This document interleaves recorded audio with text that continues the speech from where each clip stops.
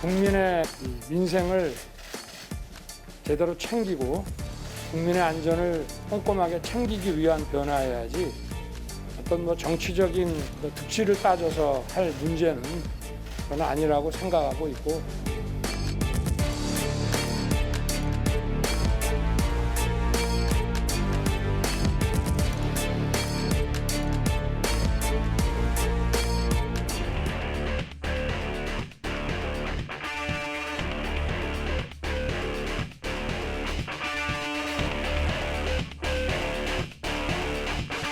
가급적 당을 조기 안정화시키고 신뢰를 회복할 수 있는 사람으로 구성을 했는데,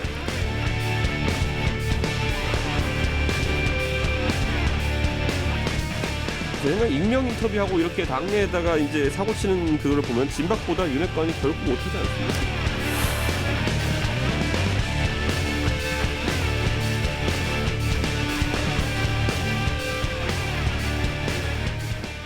새 정부 출범 99일째 되는 날입니다. 오늘 여의도 사사건건 배준영 국민의힘 의원, 허영 민주당 의원 이렇게 두 분 모시고 이야기 나누겠습니다. 자, 어서 오십시오. 네, 안녕하세요. 보통 100일이면 막 축하하고 이러는데 네. 이번 100일은 좀 어렵게 흘러갑니다. 이준석 국민의힘 대표는 25점 줬더라고요. 의원님은 어떻게 평가하십니까? 100일. 네, 그 점수를 줄 때는 100점을 만점으로 하기도 하는데 네. 학교에서는 A서부터 A, B, C, D 이렇게 주기로 하는데 저는 패스 또는 페일이라고 통과냐 아니면은 불합격이냐 이렇게 하는데 저는 저희가 물론 그 유권자 눈에는 좀 부족했지만은 저희 나름대로 이뤄온 것은 패스를 줘야 되지 않나 이렇게 생각을 하고, 다만 앞으로의 이 실천이 담보돼야 된다. 그런 말씀을 드리겠습니다. 실천이라 하면 어떤 게 가장 중요한 실천이겠어요? 그래서 예를 들어서 오늘 성일종 정책위의장도 말씀하셨지만 저희가 국정과제를 120개를 꼽았는데 네. 저희가 이제 그것을 추려보니까 그것을 저희 의원들이 입법화 대표 발의한 게 93건에 이르더라고요. 네. 그래서 그런 것을 국회에서 풀어나고 당정이 풀어나가고 이제 실현시키는 그런 과제들이 남아 있습니다. 네. 자, 이준석 대표는 25점, 우상호 비대위원장은 낙제라고 평가했어요. 의원님은 어떻게 보십니까? 이준석 대표가 25점 줬는데 이준석 대표가 준 25점을 넘을 수는 없지 않겠습니까? 낙제점이라고 할 수 있고 점수를 주기에도 참으로 민망한 그런 수준이 아닌가 이렇게 생각이 됩니다. 네티즌들 사이에서 돌아다닌 글들을 보니까 대통령이 술을 좋아하니까 술 온도인 16.5점 정도 주면 적당하지 않을까, 이런 어떤 우스갯소리도 나온다고. 그 알코올 하고 소주 있더라고요. 도수요. 예, 네. 네. 참으로 좀 민망하고 국민들이 오죽했으면 그런 좀 평가를 내리겠습니까? 이게 100일 맞이한 취임 대통령의 점수로는 전무후무한 기록이 아닌가 생각이 됩니다. 이것은 대통령에게 위기가 아니라 국민의 위기이자 국가의 위기이어서 더욱더 심각하다고 생각을 합니다. 그럼요. 네. 윤석열 대통령 개인이 아니라 말 그대로 대통령이니까요. 네. 대한민국 정부에 대한 국민들의 신뢰 지금 이렇게 흘러갑니다. KBS가 실시한 여론조사 결과 저희 그래픽 만들어 놓은 걸 좀 보고 계속 이어갈까요? 국정운영 평가, 잘하고 있다는 평가는 그래도 이준석 대표 평가보다는 좀 높습니다. 28%. 잘못하고 있다는 평가가 67%인데 특히 이게 좀 가장 뼈아프죠. 매우 잘못한다는 평가가 그중 45%예요. 근데 문제는 지금 평가만 이런 게 아니라 기대감도 이렇습니다. 저게 이제 그 대통령 취임 당시의 여론조사와 이번 8.15 여론조사를 비교해서 저희가 보여드리고 있는데, 국정운영 기대감 잘할 것이다라는 응답은 14.6%포인트가 빠지고, 못할 것이다, 앞으로 전망도 어둡다, 이런 인식은 더 올라갔습니다. 17.5%포인트가 올라갔어요. 가장 큰 원인은 어떤 걸로 좀 보십니까? 어떤 걸 좀 고쳐야 여기서 좀 벗어날 수 있겠어요? 우선 여론조사 결과에 의하면은 인사 실패를 많이 말씀을 하시기 때문에 사실 인사가 저희가 결정적으로 좀 잘못했다는 것은 인정을 합니다. 그리고 현재 교육부 장관이랄지 보건복지부 장관은 2번이나 실패를 했고, 네. 검찰총장이나 공정거래위원장은 선정도 못하지 않았습니까? 그래서 앞으로 그런 것을 좀 개선해 나가고, 근데 다만 저희가 이번에 교육부 장관을 사실상 경질을 하고 또 5살 초등학교 입학이랄지 또 외고 폐지에 관련된 혼선과 관련해서 교육비서관을 경질하지 않았습니까? 그래서 신상 필벌을 통해서 인사 제도를 통해서 저희가 정책도 바로 잡아 나가고 그러면 인사 실패에 대한 문제도 어느 정도 좀 보완이 되지 않을까 그렇게 생각합니다. 네. 인사 실패에 대한 비판이 국민들 가장 많고요. 보통 여론조사에 따라 조금씩 다릅니다만 보통 20% 이상은 가장 첫 번째 문제로 인사 문제를 꼽기는 합니다. 근데 긍정평가하시는 분들은 또 이렇게 답해요. KBS 여론조사 결과입니다. 추진력 있다 이걸 가장 많이 꼽았습니다. 24.5%. 경제위기 대응을 잘하고 있다고 보시는 분들도 이 정도를 꼽았고요. 약속한 공약을 잘 실천한다. 긍정평가하신 분들 대상으로 이유를 물어보면 이렇게 답변하고 계십니다. 성공해야 되잖아요. 대한민국 정부니까. 야당이지만 좀 원래 비판하는 게 야당의 역할이긴 하지만 좀 그동안 그래도 이건 잘했다. 이것도 하나 좀 꼽아주시죠. 솔직히 말씀드리면 없습니다. 정말 그렇습니다. 그렇기 때문에 지지율이 이렇게 나오는 거 아니겠습니까? 우선 저는 인사 문제는 원인이 아니라 결과라고 생각을 합니다. 결과다. 예. 왜냐하면 국민들의 대부분들이 윤석열 대통령의 잘못, 그다음에 윤핵관의 잘못, 그다음에 당 내용을 겪고 있는 이준석 전 대표의 잘못을 지적하고 있지 않습니까? 이러한 당내 내홍과 권력 투쟁의 결과의 문제이고 또한 대통령이 인사를 할 때 대통령 측근, 검찰, 그리고 윤핵관 등 핵심 측근들의 인사에 좌지우지 되고 있는 참혹한 인사 실패라고 생각을 합니다. 그런 좁은 통치 시스템 때문에 좁은 인재풀이 발생할 수밖에 없고 거기서 좁은 인재풀에서 선거에 공헌한 공헌 인사들 중심에 그것도 친인척의 아들이나 또 공헌 인사들의 아들을 채용하는 문제 때문에 이런 인사 참사가 발생하는 거 아니겠습니까? 그러니까 이러한 통치 시스템의 문제의 결과가 인사 참사로 이어졌다 이렇게 생각을 하고 있고 이러한 통치 시스템을 전면적으로 쇄신하고 바꾸지 않으면 또 다른 인사 참사가 계속해서 발생할 수밖에 없습니다. 뭐 어떤 기조를 전환하지 않으면 인사 참사는 결과다. 결과를 바로잡는 게 아니라 원인을 바로잡아야 한다라는 주문이신데 어떻게 들으십니까 이 부분?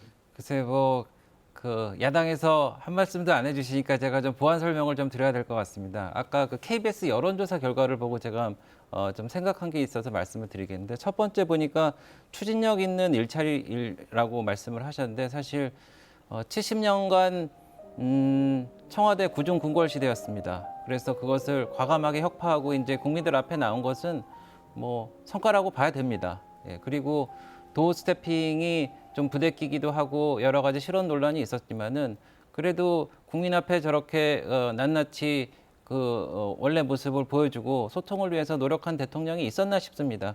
그렇기 때문에 추진력 있는 일처리를 국민들께서 평가를 하신 것 같고요. 두 번째는 경제 위기 대응인데 한 가지만 좀 말씀드리면은 지난 정부에서 28번의 잘못된 부동산 정책과 임대차 3법에 무지막지한 밀어붙이기로 해갖고 전월세 값이 엄청 올랐습니다. 집값도 많이 올랐죠. 그래갖고 이번에 특히 임대차 3법 관련해갖고 8월에 전세 대란이 일어날 그런 위기였는데 의외로 지금 조용하게 넘어가는 이유가 뭔지 아십니까? 저희가 여러 가지 금리도 인상하는 그런 정책을 펼친 데다가 상생 임대인 제도 그리고 대출 제도 개선을 통해서 저희가 막아낸 겁니다. 이것은 시청자들이 평가하신 이른바 경제 정책에 대한 평가를 하신 거고요. 그리고 약속도 저희가 아까 말씀드린 그 국정과제에 대해서 입법 발의를 하고 또 유류세 50%를 한도를 늘려갖고 이제 좀 내릴 수 있는 걸 한다든지 직장식대 비과세 20만 원을 이제 늘린다든지 이런 거는 저희가 약속을 지켜나가고 있는데 그런 거는 좀 평가를 해주셨으면 좋겠다는 말씀을 드리고요. 또 하나는 이게 있습니다. 민주당하고 지금 구 여권에서 저희를 너무 일을 못하게 손발을 다 묶어놓는다는 말씀을 드리고 싶은데 사실 그 방통위원장님 그리고 권익위원장님 지난 정권에 계신 분입니다. 구차하게 붙어 있지 마시고요. 그만두셔야 됩니다. 그리고 공공기관이라든지 이런 분들 지금 350개가 있는데 그만두신 분들이 뭐 몇몇 분 안 되시는데 이분들 제가 그냥 그만두라고 하는 게 아니고 본인이 생각을 해서 어떤 국정 철학이라든지 국정 운영의 방향이 맞지 않으면은 본인이 어떻게 해야 될지 그것을 정하고 국정의 방향을 맞추든지 아니면 거취를 정하든지 이런 것을 해야지 윤석열 정부가 국민이 뽑아준 성공한 정부가 된다는 말씀을 드리고 싶습니다. 반론이 좀 필요할 것 같습니다. 우선 그러면 전 정권에서 그 전에 그러니까 박근혜 정부 때 있었던 인사에 대해서 뭐 압력을 가해서 사전에 사퇴하라는 압박 때문에 왜 수사를 하는 겁니까? 지금 문재인 정부에 임명한 각급 관료 부분들에 대해서 지금 압박을 가해가지고 그만두라고 하는 것은 범죄 행위 아닙니까? 임기를 보장해야 되는 거 아니겠습니까? 네, 그래서 뭔가 좀 오해하시는 것 네, 같은데요. 이런 부분들이 사실상 내로남불이 오히려 더 심하다는 말씀을 좀 드리겠고요. 네, 네. 더 나아가서 경제 정책도 마찬가지입니다. 물론 이렇게 복합 위기 속에서 그나마 전월세 대란이라든지 주택 공급 문제라든지 이런 것들에 대해서 노력하고 있는 부분들에 대해서는 뭐 평가할 수는 있겠지만 그것 또한 전혀 새로운 정책이 아닙니다. 뭐 담대한 구상 이런 얘기들 하시는데 저희가 봐서는 담대한 표절입니다. 주택 공급 대책도 이사 공급 대책을 거의 다 표절을 해서 나온 대책이라고 볼 수가 있고요. 전월세 대란 문제라든지 금리를 통해서 그런 주택 문제에 대해서 어려움을 해소하는 정책 또한 기존의 정책들 부분들이 연장선상에서 있었던 것이죠. 그런 것은 얼마든지 저희가 협조할 수 있다라고 말씀을 드릴 수가 있고 저희도 오늘 의총을 통해 가지고 120개의 민생 법안을 마련을 해서 그 중에서 핵심적인 추진 과제를 같이 추진해 나가고 또 윤석열 정부하고의 공통 공약 과제는 같이 협조할 의미가 있다. 이런 협조의 생각들을 충분히 가지고 있습니다. 그러면 대통령이 먼저 나서서 야당한테 협치의 모습을 보여야 되지 않겠습니까? 협치의 손길을 뻗고 같이 논의하자. 야당 지도부도 대통령실로 초대를 해서 같이 이 국정 난맥상과 복합 위기를 극복할 수 있는 그런 다양한 의견 소통을 해야죠. 도어스태핑을 통해서 자기 말만 주도적으로 하는 그것이 소통입니까? 네, 우선 그 대한민국의 발전은 대통령의 발전과 맞물려 있습니다. 그래서 그런 차원에서 민주당에서 그렇게 같이 협치를 해야 된다는 말씀을 해주신 것에 대해서는 감사하게 생각을 하고요. 앞으로 이제 정기국회가 시작되게 됩니다. 민주당이 어떻게 진행하는지 같이 손잡고 잘 진행해 보겠습니다. 네. 자, 인적 쇄신 이야기는 여권에서도 많이 제기되는데요.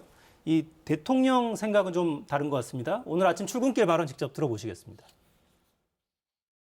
결국은 어떤 변화라고 하는 것은 결국은 국민의 이 민생을 제대로 챙기고 국민의 안전을 꼼꼼하게 챙기기 위한 변화여야지 어떤 뭐 정치적인 득실을 따져서 할 문제는 저는 아니라고 생각하고 있고 제가 그동안 취임 이후에 여러 가지 일들로 정신없이 달려왔습니다마는 그 휴가 기간부터 제 나름대로 생각해 놓은 것이 있고 국민을 위한 쇄신으로서 꼼꼼하게 실속 있게 내실 있게 변화를 줄 생각입니다.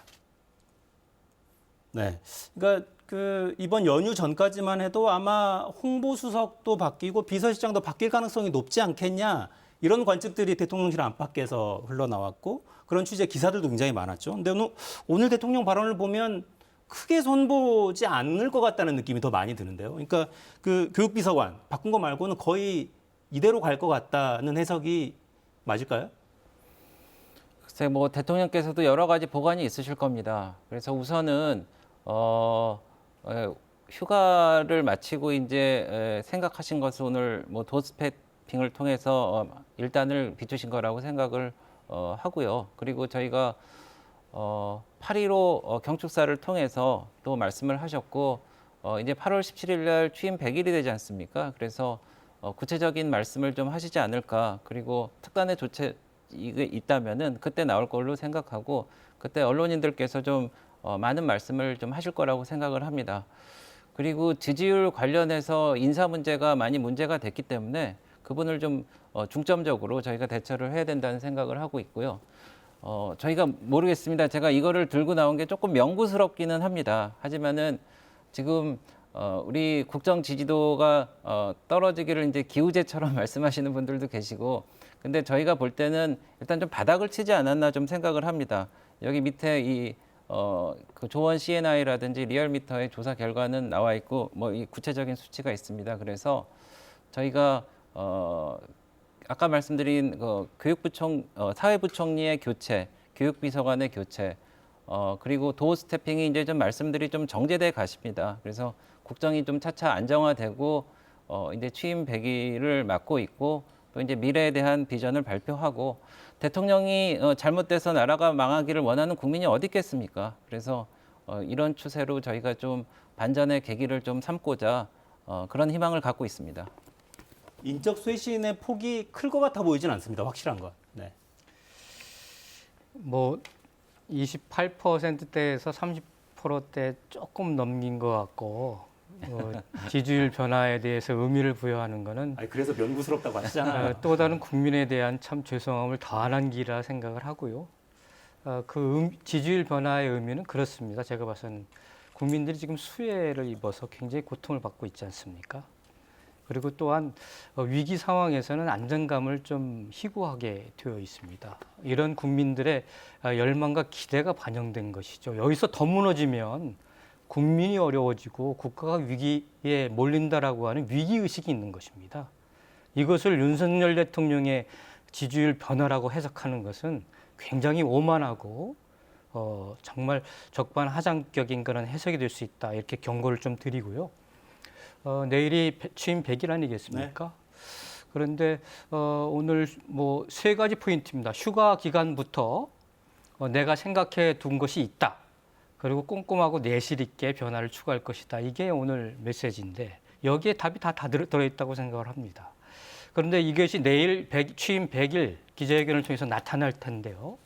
취임 100일 기자회견에 그것이 담기지 않는다고 한다면 또 다른 실망감을 더해서 더 큰 국정위기의 동력을 상실할 우려가 있다. 그래서 전면적 쇄신이 필요한데 지금 상황에서는 그것을 기대하기 어려워 보입니다. 오히려 김은혜 전 의원과 같이 측근 중에 측근을 또한 홍보 라인에 쓰려고 하는 시도가 있고, 또 교육비서관 하나로 교체될 가능성이 크다고 보고, 이런 어떤 엄발의 오줌 누기식의 이런 쇄신안은 또한 국민적 실망감과 분노를 이끌어낼 것이다. 이렇게 좀 생각이 듭니다. 근데 그 인적 쇄신 필요성은 정말 여권 안에서도 계속해서 많은 분들이 이야기를 해오고 있어서, 그러니까 뭔가 최소한이랄까요? 네. 이거는 해야 그래도 네. 국민들이 좀 납득하지 않겠냐? 네. 이런 일정한 공감이 혹시 있습니까, 여권 안에? 인사쇄신이 필요하다는 거는 공감대가 형성되어 있는 것 같습니다. 근데 이제 판에 박은 스테레오 타입처럼 전면적인 판가리 인사를 해갖고 국정쇄신의 동력을 마련했다. 이런 보여주기식 이런 구태는 저희는 글쎄 좀 지양해야 되지 않을까 생각을 하고 있고요. 그리고 정책에 관련된 거는 저희가 지금 정책실이 청와대에서 빠져나왔기 때문에 조금 그 삐그덕거리는 면이 있지만은 좀 보완될 거라고 생각을 하고 있고, 김은혜 전 의원을 보강하는 거에 대해서 홍보를 보강하니까 뭐 보여지기만 분칠하지 않느냐 이런 비판을 하시던데, 사실 저희가 아까 말씀드린 거 외에도 사실 굉장히 많은 일을 하고 있는데, 제가 정치를 하다 보니까 저희가 하는 일을 또 하는 만큼 그 유권자들한테 정확하게 알려드려서 일이 잘 돌아가고 있구나. 그러니까 나는 생업에 매진해도 별 불만이 없겠구나라는 믿음을 심어주는 것도 중요하거든요. 근데 그런 면에서 윤 대통령과 이렇게 호흡을 맞춰왔던 이 홍보 라인이 좀 보강되는 것도 좀 필요하다고 생각을 하고 있고요. 그래서 지금 100일 기자회견을 맞아서 저희가 여러 가지 지금 보관들을 구상하시는 걸로 알고 있는데 좀 지켜봐 주시면 감사하겠습니다. 네. 내일 정말 궁금하긴 하네요. 뭐가 담길지. 8.15 경축사에 대해서도 여러 기대 혹은 우려 있었는데 생각과는 좀 달랐다 이런 평가들도 많고요.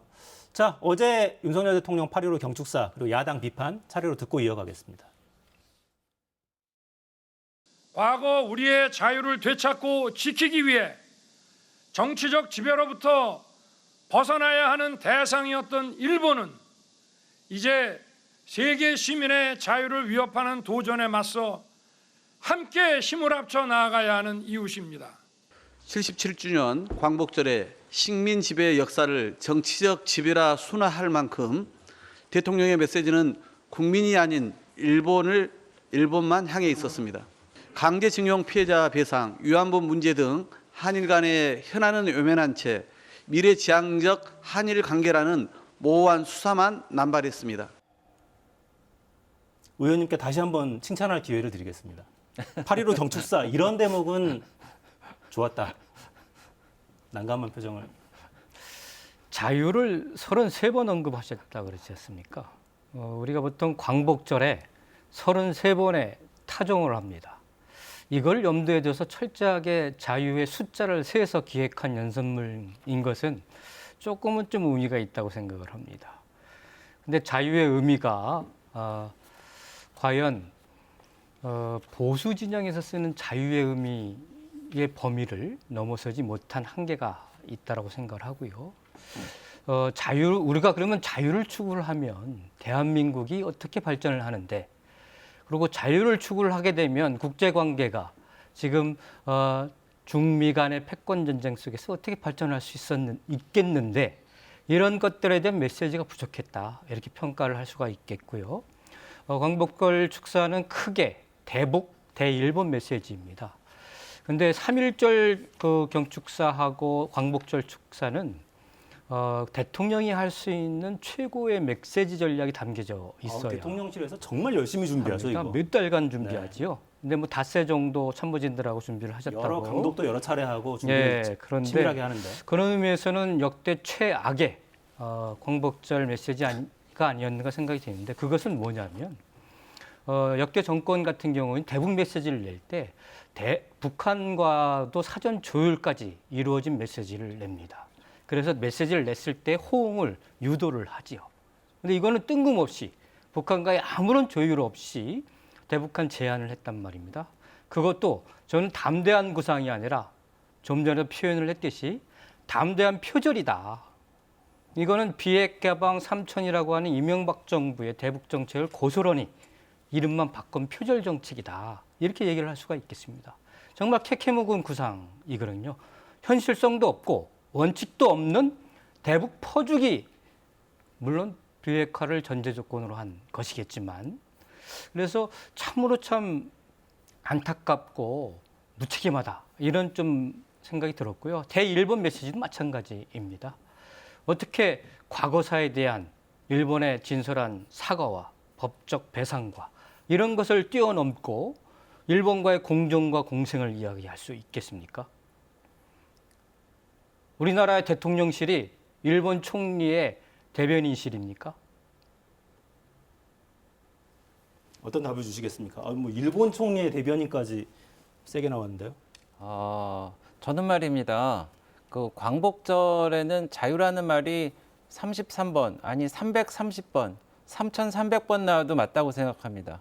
우리가 36년 동안의 압제를 물리치고 이제 광복을 했기 때문에 자유를 찾은 의미를 설명하는 것만큼 더 적절한 연설이 어디 있겠습니까? 그리고 우리는 그 자유를 통해서 freedom is not free라고 그러죠. 예, 자유를 통해서 이제 저희가 산업화도 됐고 민주화도 됐고 우리가 이제 77주년을 기념하고 있습니다. 77주년을 기념하는 것은 일제 치하에서 단순히 벗어난 것을 그런 것을 이제 저희가 기리는 게 아니고 미래의 어떤 우리 자유를 위해서 어떻게 나가느냐, 이것을 하는 것이거든요. 몇 가지 제가 좀 바로잡을 게 있는데, 비핵 개방 3천이랑 똑같은 대북 제안이라고 하셨는데 그렇지 않습니다. 비핵 개방 3천은 비핵하고 개방하고 3천을 하면은 그때 가서 좀 도와주겠다, 3,000불 되게 하는 거고요. 저희는 비핵화 선언 이 협상과 동시에 저희가 여러 가지 6가지 지원을 말씀했지 않습니까? 식량이랄지 비료, 공항 항만, 그리고 송전이라든지 발전 같은 것을 한다고 하는 어떤 담대한 메시지를 담은 거라는 것을 말씀드립니다. 그리고 북한의 제안을 안 했다고 했는데 그것도 잘못 알고 계시는 건데요. 남북 공동경제발전위원회를 설립하자고 저희가 분명히 제안을 했습니다. 그래서 그것에 대한 답변을 하는 것은 북한의 몫입니다. 그래서 저희가 북한에 관련해서는 얼마 전에 전승절에 김정은 위원장이 정말 저희 윤석열 대통령한테 굉장한 모욕적인 발언도 했음에도 불구하고 저희는 대북 관계 개선을 위해서 그렇게 나간다는 것을 말씀드리고요. 그리고 이게 일본과의 관계인데 그러면은 저는 예전 문재인 정부 이전서부터 제가 궁금했던 게 그러면 앞으로 일본과 어떻게 하자는 거냐 이런 문제가 남습니다. 제가 예전에 국회의장실 갈 때 있을 때 이제 일본에 가서 거기 있던 일본에 파견된 우리나라 기자들과 이야기를 나눈 적이 있는데 거기 있는 젊은이들은 그 이전의 과거를 모르니까 그 김대중 오부치의 그 통렬한 사죄와 반성 그리고 미래지향적인 관계 개선 이거를 알고 있고 그 이전은 모르는데 자기들 보고 사과를 언제까지 더 진정성 있는 사과를 반복해야 되느냐 하는 얘기를 들었을 때 이제는 이제 좀 관계를 이제 정립해야 될 이런 필요성이 있겠다라는 생각이 들었고요. 뭐 일본 입장에서는 그런 거 아니겠습니까? 1965년 한일 청구권 협정으로 최종적으로 끝났다는 것도 있고 방금 김대중 선생님께서 오부지와 그런 회담을 했을 때도 그런 원칙이 있는 겁니다. 그래서 광복절이라는 것은 과거를 되짚기보다는 미래를 향한 비전을 제시하는 그런 날로 우리가 자리매김해야 되기 때문에 그런 취지에서 대통령의 연설을 좀 이해해 주셨으면 감사하겠다는 생각이 듭니다. 한일 관계 관련해서만 짧게 반론을 듣고 제 반론을 듣고 이 토론을 네. 정리하죠. 그러면 김대중 오부치 선언의 핵심은 일본의 통절한 반성과 사죄입니다. 그렇게 되면 한일 관계가 정상화될 수 있다라는 게 선언의 핵심입니다. 그럼 어제 윤석열 대통령의 8.15 메시지에는 일본의 통절한 반성과 사과를 요구하면 일본과 공정공생할 수 있다. 이런 메시지가 됐어야 되죠. 과거와 현재의 미래는 서로 간의 시간적으로의 선호의 문제가 아니라 때로는 과거가 오래된 미래가 될 수가 있다는 것이 기본적으로 우리가 갖춰야 될 그러한 자세가 아닌가 생각이 듭니다. 일본 쪽의 반성을 전제로 하지 않고 이게 가능하냐라는 문제 제기예요. 그래서 저는 외교라는 거는요 명분이 굉장히 중요합니다만 그보다는 현실 그리고 우리가 앞으로 무엇을 얻을 것이냐 하는 것도 중요하다고 생각합니다. 제가 러시아와 우크라이나 예까지 말씀드린 거는 좀 과하다고 좀 생각을 하고 말씀을 안 드리겠습니다만은 우리가 한미 동맹이 중요한데 그 축에 일본이 어쩔 수 없이 거기 존재하고 있기 때문에 그런 외교적인 현실 그리고 이제 중국과 북한과의 문제에 맞서서 우리가 어쩔 수 없이 스크럽을 짜게 된다면은 우리가 관계 개선을 해야 되는 노력을 해야지 그렇게 명분만 앞세우고 영원히 네가 바뀌지 전까지는 우리는 1mm도 움직일 수 없다라는 그런 원칙을 고수해서는 앞으로 우리 한반도를 둘러싼 여러 가지 그 냉혹한 그 외교 안보적인 현실에 있어서 어떻게 될지 좀 걱정을 하게 됩니다. 네. 자, 외교는 사실 정답은 없는 거라서 다만 한 가지 확실한 건 강제징용 피해자, 위안부 피해자들 몇 분 남지 않았습니다. 네, 넘어가죠. 자, 여당 이야기 좀 할까요? 오늘 이제 비대위 최종 승인까지 이제 통과가 된 거죠. 비상대책위원 명단은 아까 보셨듯이 9명입니다. 당연직이 3명, 주호영 비대위원장과 권성동 원내대표, 성일종 정책위 의장 이렇게 3명이 당연직이고 6명이 추가로 선임이 됐습니다. 자, 인선 좀 어떻게 보셨어요? 네, 저희 당이 너무 면목이 없습니다. 이제 비대위까지 온 상황도 면목이 없는데 이제 앞으로 취임 100일을 맞아서 저희 당도 이제 당, 정, 대 이렇게 손발을 맞춰서 미래로 앞으로 가자는 그런 메시지를 담은 비대위 인선이라고 생각이 되고요. 저희가 비대위를 이왕 구성을 했으니까 저희가 비상한 대책과 마음가짐으로 대응하겠다는 말씀을 드리고 저희가 과거 얘기지만은 미래통합당에서 국민의힘으로 이름도 바꾸고 정강정책도 바꾸고 약자와의 동행도 저희가 기치를 내밀어서 그때 저희가 여러 가지 그 국민적인 호응도 얻고 그래서 선거도 그렇고 국민적인 그 지지를 많이 끌어올린 바가 있습니다. 그래서 그런 것을 또 저희가 되새기면서 열심히 국민들한테 호소하고 저희가 노력하겠습니다. 비대위원 명단을 보고는 어떤 판단을 좀 하셨습니까? 대통령께서 당무에 개입하지 않겠다고 했는데 당무에 또 개입을 하셨습니다. 뭘 보고 그렇게 판단하셨습니까? 네, 주기환 비대위원 같은 경우는 윤 대통령이 2003년인가요? 광주지검에 근무할 때 같이 근무했던 검찰 수사관입니다. 이분이 지금 아들이 대통령 비서실의 6급으로 근무를 하고 있고요. 이분을 콕 집어서 비대위원으로 임명한 것 자체가 제가 봐서는 당무 개입의 증거가 아닌가 이런 생각이 좀 듭니다. 최재민 비대위원이나 이소희 비대위원은 나름대로 청년과 여성으로서 또 젊고 혁신적인 인물을 구성했다는 측면에 있어서는 긍정적으로 평가할 수 있겠습니다.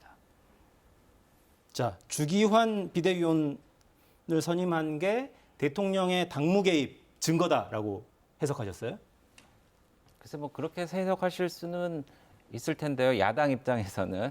근데 제가 알기로는 그분이 광주시장 후보로 그랬었죠. 나오셨었는데 그렇게 저희가 어려운 지역 아닙니까? 어려운 지역에서 시장 후보로 나오고 당에 대한 어떤 충성심이랄지 뭐 미래지향적인 어떤 성향이라든지 뭐 이런 게 고려되지 않을까 생각했는데 뭐 야당에서는 그렇게 말씀하실 수 있다는 것을 알겠습니다. 네. 알겠습니다. 자, 문제는 이준석 대표죠. 이준석 대표가 제기한 가처분 신청 내일 심리가 진행이 됩니다. 이준석 대표는 뭐 연일 여론전 이어갑니다. 자, 관련 발언 듣고 이어가겠습니다. 1년 동안 사람 고생시켰으면은 이제 나 하고 싶은 거 좀 하겠다. 그게 소위 자기 정치라고 표현되는 것인데, 그런데 그 뒤에도 끝없이 못하게 하려고 방해했죠. 지금 뭐 혁신위 같은 것도 지금 사실상 개점 휴업 상태로 계속 만들고 있고 윤핵관들이. 지난달 초에 대통령 측과 자진 사퇴 시기를 조율한 중재안이 오갔다라는 보도가 있었습니다. 맞습니까? 누가 그 얘기해서 저는 이런 제안 거절했어요. 그게 답니다. 내일 가처분 결과는 어떻게 예상하십니까? 하필 취임 100일 날이에요, 또. 글쎄 재판부에서 뭐 합당한 판결을 내릴 거라고 생각을 합니다. 네. 아니 근데 가처분이 만약에 인용되면, 그러니까 인용된다는 건 비대위 출범이 이제 불법이다라고 판단하는 거죠. 일단 그렇게 되면 이준석 대표는 이렇게까지 이야기를 하더라고요. 윤핵관들이 창당에 나설 가능성이 있다.